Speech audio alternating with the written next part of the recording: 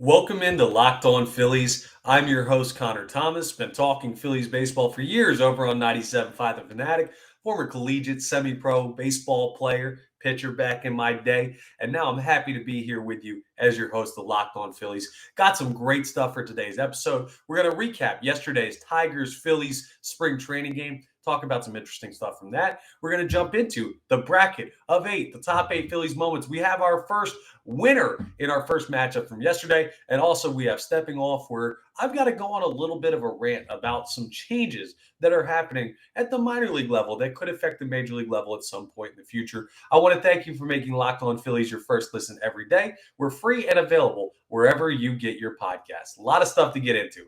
Let's get started.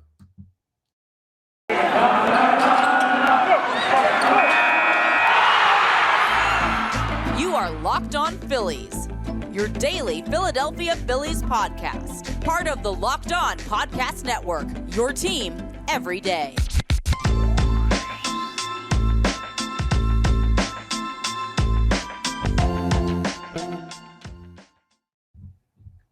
That's right. It is your team every day. Your Phillies every day right here on Locked On. And yesterday, what the Phillies did is they played a nice spring training game against the Detroit Tigers. The Phillies won 7-2, improving the record to 2-2 in spring training. Now, before I get into what happened in the game, I don't think I've done this yet. So here is the PSA for spring training. Spring training does not matter. Okay, I'm going to say that again. Spring training doesn't matter. You're going to see stuff from guys that looks uncharacteristic, that looks weird. You're going to see weird swings. You're going to see weird pitch selection. Like you're going to see guys give up bombs that are uncharacteristic of them, much like Aaron Nola did when the Phillies faced off against the Blue Jays. And you watch Vladimir Guerrero Jr. hit a ball 1,000,000 feet over Frenchies in left field down in Clearwater. You're going to see that stuff happen because in Major League Baseball spring training, these players are working on specific things. They're not trying to bat 300 and hit bombs and play incredibly well in the field and everything. They're working on different, minute things to help them improve when the season actually starts. So when you see stuff like Aaron Nola giving up 2 home runs on two-strike fastballs, like I mentioned the other day against Toronto, it doesn't matter. Don't freak out. When you see the video that's been circulating around social media of Rhys Hoskins trying to make a play on a pop-up in foul territory outside of first base and dropping it and looking lost, don't freak out. I mean, that you can kind of be a little bit worried about, and we'll talk a little bit more about something else that happened in this game that raises red flags too. But keep in mind, this doesn't matter. This is not the time to grow overly concerned about the Phillies, and this is not the time to make general, large claims about what this team or what individual players are going to be. Spring training is a time to work on stuff, work your way back into the actual swing of playing baseball. Really, these guys aren't hitting their stride until we get into June or July and they really settle in with how long the season is. Most players, that's when they start peaking. So, I mean, last time I checked, let me check my watch. The watch doesn't have the date on it, so I don't know why I do that, but it's March. We're not worried about what the players are doing right now. It's just fun to check in and see who's performing a little bit, but this is not written in stone by any stretch of the imagination. And it's very possible that if you see weird, anomalistic things, it's because guys are working on things, developing a new pitch, retooling their swing, working on a whole bunch of different things with position coaches and working themselves on things that they've wanted to improve since last season. So don't panic, okay? That's the bottom line. Do not panic over things you see in spring training. Now let's jump into what happened in the game today. Not too much worried about the Detroit Tigers side. They only scored 2 runs. Not a team that they're going to see very much, the Phillies, that is, Detroit being in the American League Central. So I'm not too worried about what's going on with that. Here's what I'm looking at. What the Phillies did, the first thing that stands out to me, the pitchers who got the early work in this one, Bailey Falter threw an inning, Jeurys Familia threw an inning, Brad Hand threw an inning. All 3 of them went 1 inning each. Jeurys Familia struck out 2, the other 2 without strikeouts, but none of them gave up a run, only gave up 3 hits between them. One of them belonged to Bailey Falter in the first inning of this, 2 hits to Jeurys Familia in the second inning, but he worked out of it by striking a couple guys out. You like to see that. Just go out, get some work in. Some of your new relievers, one of the guys in Bailey Falter, who you're going to have to trust as a younger arm this year, but a nice lefty out of the pen who should be able to get some innings for this Phillies bullpen. They all look good today. They got the job done. And there are some guys lower down in there who will not be with the major league roster that pitched as well and did a solid job. But the guys we're really interested in are those top three: Falter, Familia, Hand. They look great, as great as they can look in spring training. Again, this goes both ways with the not overreacting. I'm not saying, oh, perfect addition to the bullpen now. Look how good they are. But it's worth noting that in the action today against the Tigers, they got some work in and they didn't look lost. So that's key. They'll just settle into their new squad and get everything all set up. Let's look at the lineup now. Something great I saw. So Bryson Stott got the start, batted leadoff for the Phillies in this one. He walked twice. I love the selectiveness that he showed in this one. That's something that's going to really help him reach the major league level on a fast track because young hitters, it's kind of funny. I saw it with, you remember Nick Williams, who came up last year and had a couple big, not Nick Williams, Luke Williams. I got it mixed up. I'm thinking of Nick Williams, and I always get that. Nick Maton and Luke Williams, you combine them to become Nick Williams, a former outfielder of the Phillies. No, when Nick Maton came up and Luke Williams came up, they both, I think, displayed an all-right approach at the plate that really helped them make a slight impact early. Now, those guys, the talent level is not where Bryson Stott's talent level is. Bryson Stott has a much higher ceiling, but that approach is what gets young players success at the major league level early into being called up. So when Bryson Stott gets that call up this year, or if he makes the opening day roster, that's going to be a huge part of him getting success. Glad to see that he did that in this one. Now, Bryce Harper got his first, what I believe is his first RBI. Let me double check. Yes, his first RBI of the spring today. So a nice little single that went ahead and scored somebody, a 2-out RBI. So that's nice. You love to see that. And something else that I want to bring up too that we saw in here, a new Phillies edition this year. This is kind of minutia, but this is interesting. So Josh Ockamy, who was formerly with the Boston Red Sox and then in their minor league organization for a couple of years. Josh Ockamy, a power-hitting, left-handed first baseman. He got some action for the Phillies. The reason I bring this up, Ackamy's a local kid. Newman Goretti in South Philly, the Catholic League. He's a Catholic League guy. And he played for Tri-State Arsenal, which is better known where Mike Trout came out of, but also where Connor Thomas came out of. Me and Josh Ockamy played together growing up. Very, very good baseball player. Very talented. Obviously, his career has progressed a lot further than mine did when it comes to playing ball. But cool to see a familiar name, a guy that I know, good kid, power bat, getting some time. I don't know what his ceiling is really as far as helping this team in any capacity that we have to worry about, but cool to see his name in there. Matt Vierling got some swings. We talked about him in yesterday's episode, potentially being a center field option as a starter. He didn't really do all too much, really. 0 for 3 with a walk, K'd twice. That's going to happen. He's going to be a little bit more of a power bat, so it's going to take some time for his contact to get in. We need to get the swing path worked out a little bit better for Vierling. It's something that will come. He's a young player. And then guys like, I don't know, you saw Nick Maton got some swings. Alec Boehm got some swings. The one thing that I'm a little bit worried about that I said I was going to bring up, Boehm did have a throwing error in this one.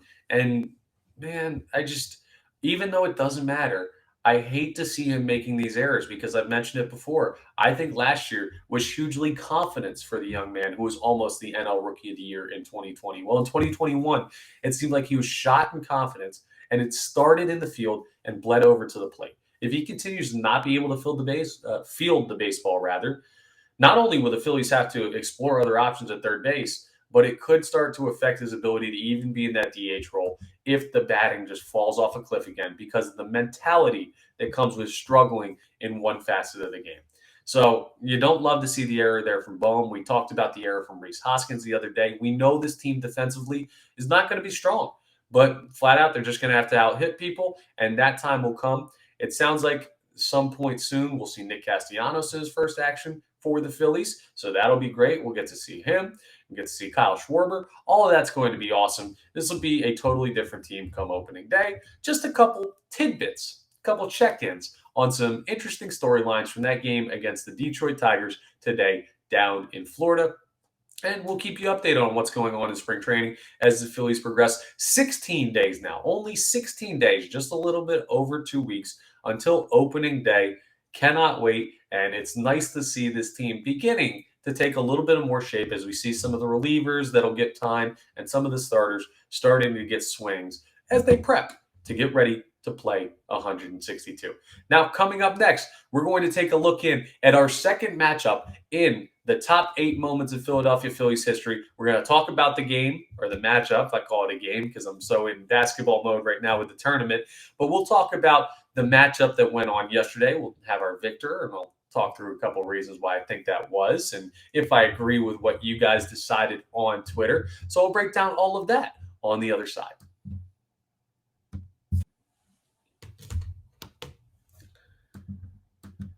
But first, I want to tell you about Built Bar. Man, the weather's getting nice out here. Philadelphia has seen some beautiful days, and you got to get in great shape when the weather's great. Well, what's the best way to do that for me? I got to tell you, I think it's Built Bar. Built Bar is incredible. They have these new marshmallows that are protein infused. They call them their puffs. Listen to some of these flavors they have for them: yummy cinnamony churro, coconut, banana cream pie. Man, like, eating a marshmallow with those flavors cannot be good for you, right? Well, it is, even though they're covered in 100% real chocolate. Listen to some of these numbers on Built Bar: 130 calories, 4 grams of sugar, 4 net carbs, and 17 grams of protein. That's great. They taste amazing. Plus, they have the regular bars, taste like a candy bar, treat you like a protein bar. It's so awesome, and some great flavors with that as well. And they're always coming out with new flavors because Built Bar's goal, well, they're all about the taste. They make it taste delicious first and then figure out how to make it healthy. And man, I don't know how, but they pull it off every single time. So I want you to go to built.com and use promo code LOCK15 and get 15% off your order. That's promo code LOCK15 for 15% off at built.com.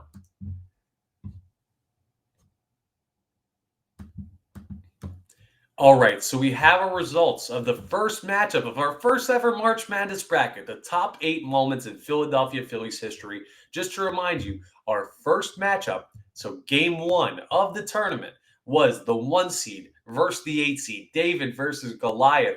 And I got some tweets that are a little bit annoyed with me putting this moment, the one that was in the 8 seed, as the 8 seed because they thought it could have gone deeper in the tournament if it wasn't matched up with what it was. Well, the matchup, winning the World Series in 1980, so that 1980 World Series championship, versus Bryce Harper's walk-off grand slam against the Chicago Cubs in 2019. Now, let me explain myself. Let me tell you why Bryce Harper's walk-off grand slam, an awesome moment, was down at the 8 seed, and I couldn't list it any higher.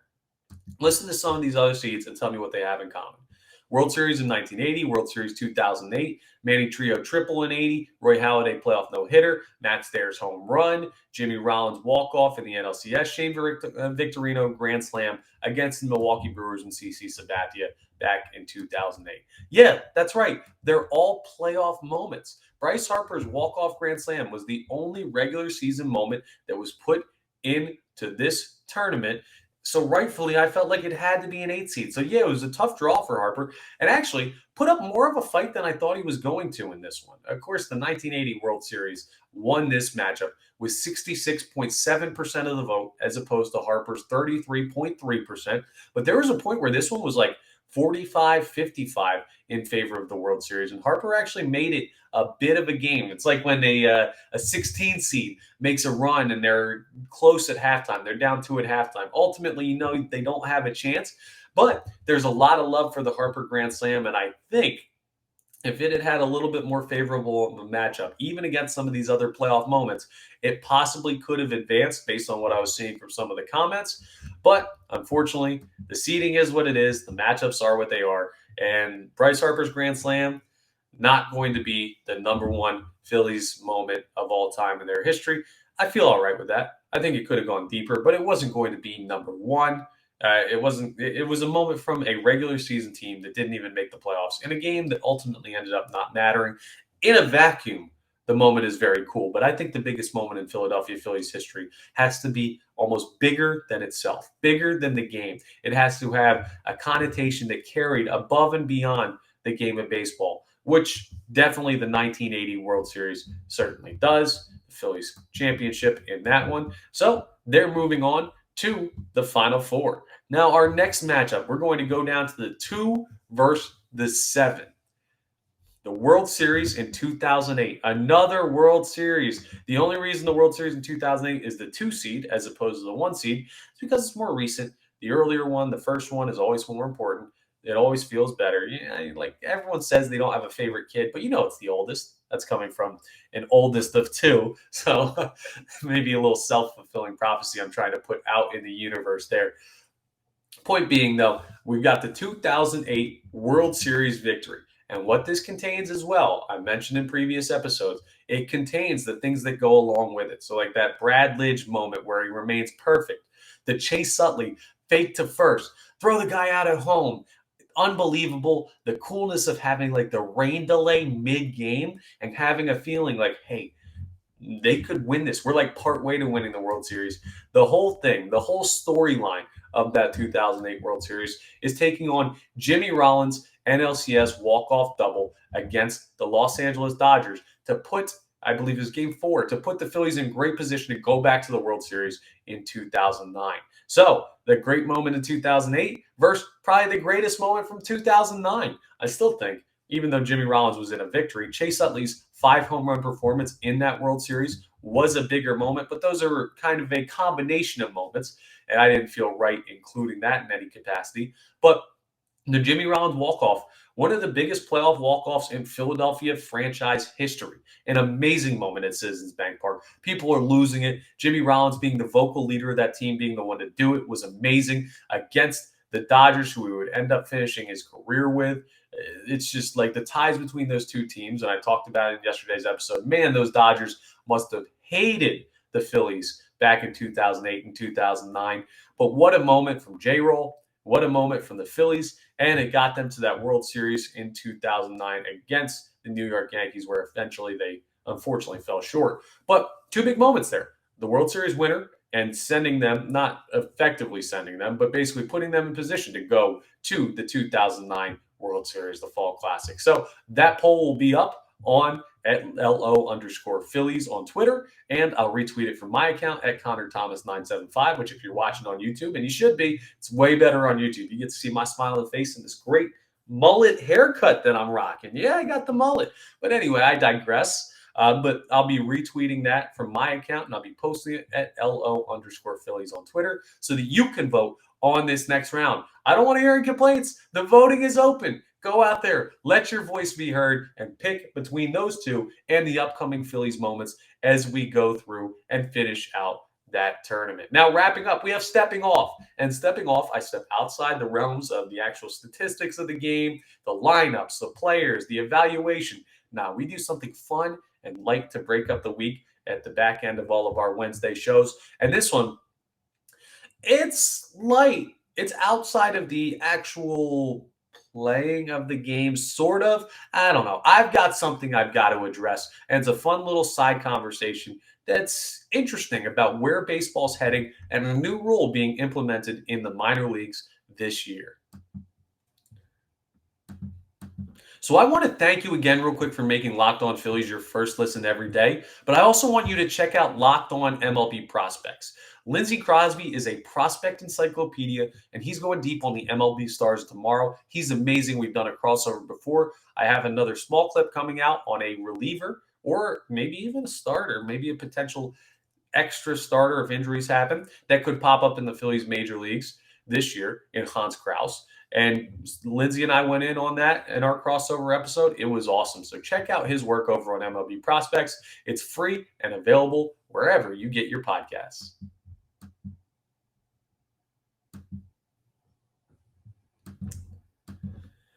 Our next partner has a product I use literally every day.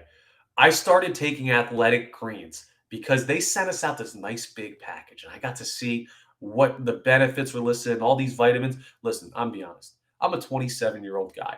I don't eat as well as I should, and I think a lot of you out there don't eat as well as you could. That's no knock. I mean, we just don't have the time. It's tough to do it. You don't know how to do it. Well, Athletic Greens does the work for you. It's so easy. You just take the little thing, you put the packet in the water. It's just like protein powder. If you go to the gym, you shake it up, and man, it gets you everything you need. You're absorbing 75 high-quality vitamins, minerals, whole food source superfoods, probiotics, and adaptogens. Like, I don't even know what half that stuff is. It's also good for you. You know, when you hear stuff like that, that's the stuff that really makes your body tick.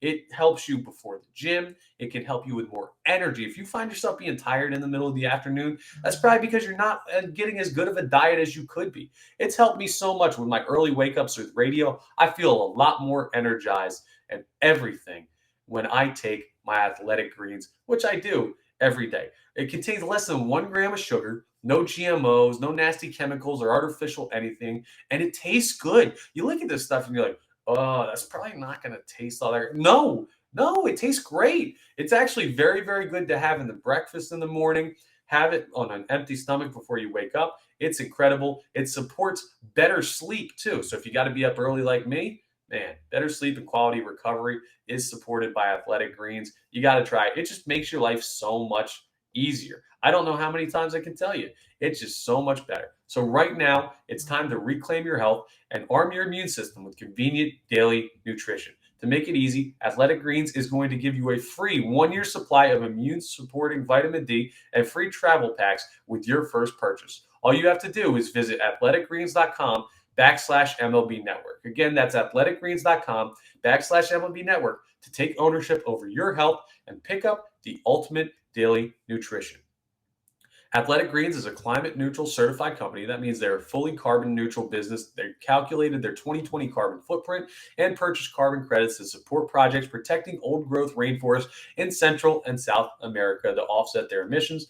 They have also designed a carbon reduction plan designed to reduce overall environmental impact. Athletic Greens believes that good nutrition should be available to all. For every purchase, we donate to organizations helping to get nutritious food to kids in need, including No Kid Hungry here in the U.S. Athletic Greens donated over 1.2 million meals to kids in 2020. So they're doing awesome stuff as well. It's a great opportunity. It's a great deal. Go ahead and check out my friends over at Athletic Greens. All right, so finally, it's time for Stepping Off, the segment where we step outside the lines of baseball. Well, we're actually on the line of baseball. We're touching the lines, which you're not supposed to do on game day. Don't worry, not technically game day right now while I'm recording this. So we can go ahead and step on the lines, but it's not us, it's bases. That's what I want to talk about today in Stepping Off. We're talking about the bases and the bigger bases that are being implemented in the minor leagues this year. Saw a picture of them yesterday on social media. I'll retweet it from the Locked On Phillies account so you guys can check it out as well. And here's my thing. There's a lot of things that need to be worked out with baseball. You heard some of my rants during the lockout with how the owners are handling the game, how the MLBPA handled negotiations, the lack of, I don't know, caring, empathy, whatever you want to call it, for fans of this sport. And it was almost tragic with the lockout. Now, we're all clear and past that now. We're very excited for opening day. But there's so many things that need to be worked out with baseball.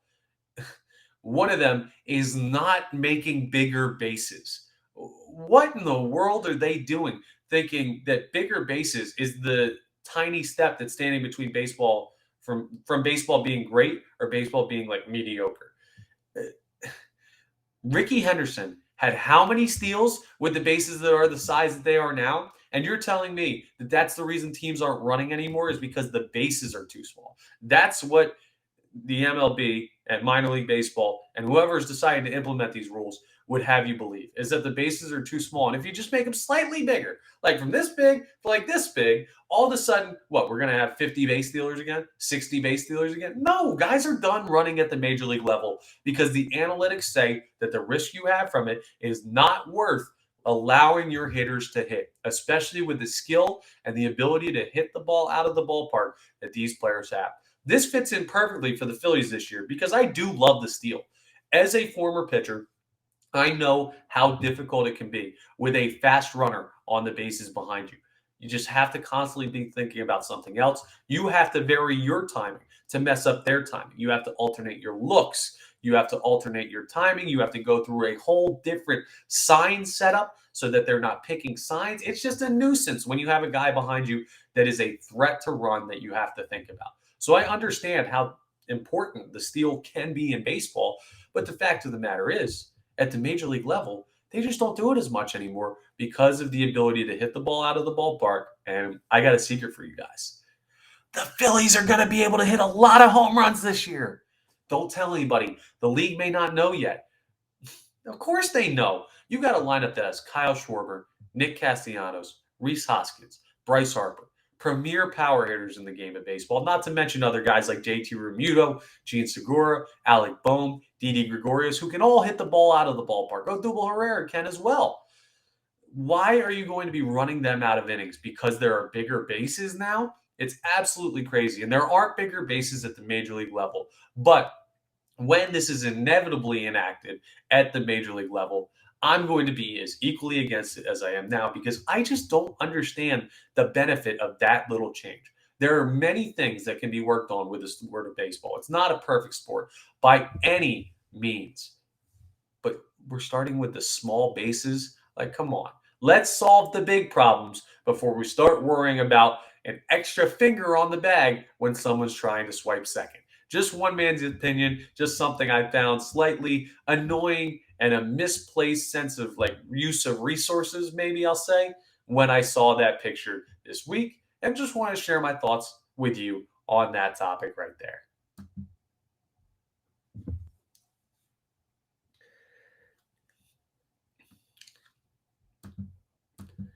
So that was Stepping Off. Hope you enjoyed that and today's episode where we recap the Tigers Phillies spring training game and went through a little bit more of the bracket of the top 8 moments in Phillies history. I also want to thank you for making Locked On Phillies your first listen every day. Now make your second listen Locked On MLB. Paul Francis Sullivan, I tell you about him all the time. Sully, you know him, his unique perspective on the major leagues. You better have checked it out by now because he knows past, present, everything there is to know about baseball. Sully knows it. He's like Rolodex is not a thing anymore. An encyclopedia, do kids these days still know what those are? He's like that when it comes to baseball. He's free and available wherever you get your podcasts, so make sure you check out Locked On MLB. And make sure you check out tomorrow's episode where we'll go ahead and have another matchup in the tournament of the top 8 moments in Phillies history. And we'll have a little bit of a bridge episode to get us from here to Friday where we'll have the off the poll segment and everything. We may have a Nick Castellanos introductory presser to respond to as well. So keep your eyes peeled for that. And we'll have all the latest, just like we did when Kyle Schwarber was introduced to the team. And we'll have the latest from spring training down in Clearwater, if any news breaks, on guys getting ready for the season. All of that and more in tomorrow's episode. And don't forget, follow, subscribe, like the podcast, review the podcast, give me the 5-star rating, and subscribe to the YouTube channel, Locked On Phillies. Follow us on Twitter at @LO_Phillies so you can get up to date on all of your Phillies content. There's no better place to find it, no place more fanatical. You're not going to find any in-depth Philadelphia Phillies coverage like this anywhere else. So make sure you're locked in to Locked On Phillies. That's all I've got for you today. I will talk to you all tomorrow.